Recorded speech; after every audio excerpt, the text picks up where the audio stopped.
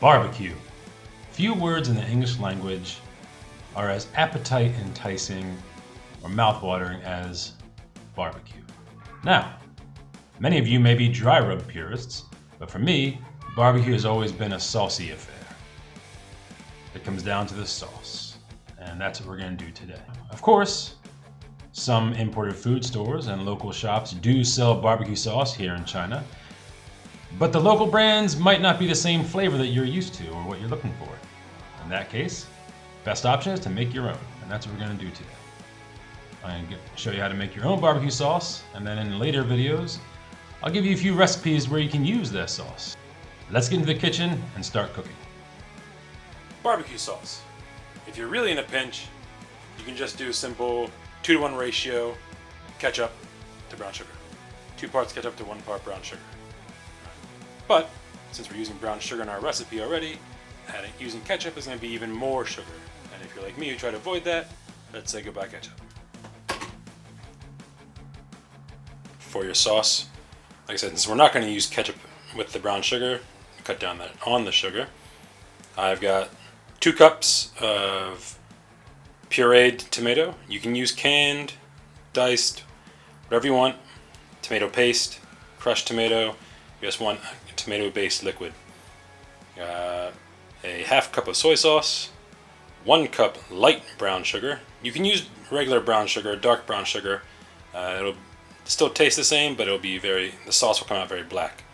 Then we have 1 tablespoon of mustard. I've gone with yellow mustard, and then some fennel seeds. In a saucepan over medium heat, take your fennel. You just want to crush it up in your fingers. If you have a mortar and pestle, you could also use that to make them finer, but I found that the rough ones just from your fingertips isn't so bad. You don't even really feel it, but you're going to taste it. Fennel. And I add my brown sugar. A little bit of water.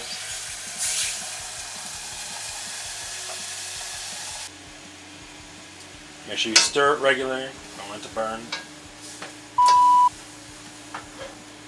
Your crushed tomatoes, tomato paste, ketchup, whatever you're using, whatever tomato base you want to use.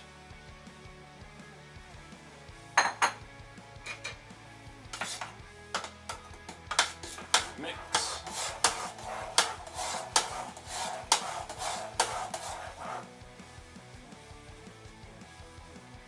It's not looking so great. I'm sure it'll taste good. Give it a mix. You can up the heat now that the tomatoes have brought in a lot of moisture. Mix.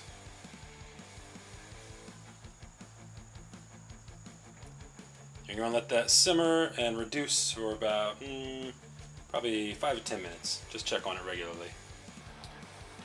Alright, about halfway through, I'm going to go ahead and add mustard. You can leave the mustard out if you don't like the mustardy flavor. And go in with your soy sauce.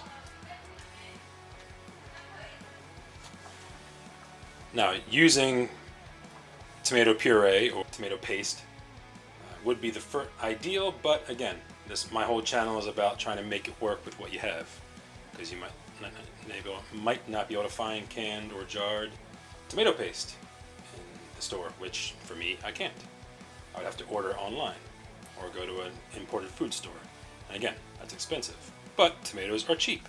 So, you can't buy it, make it. And that's pretty much it. Just let it continue to simmer on low to medium heat until it cooks down into a nice thick sauce, and you're good to go. Delicious. Okay. Been about 10 minutes simmering down. When you get to pretty much eyeballing at this point, when it gets down to the consistency you like, you're happy with, go ahead, remove it from heat, let it cool down, and it should thicken as it cools. Now it's ready to be served now. You could use it if you wish right away. Put it on chicken. I use this for my pulled pork or pulled chicken in my slow cooker. A recipe we'll get into later in another video. You could use it now as is, but if you can let it sit overnight or at least a couple hours, let those flavors really marry together. And it should taste a lot better, especially the next day. Now the most important part, taste test. It's thickened up considerably since it cooled down. Let's give it a taste here. Again, texture is not ideal for a barbecue sauce.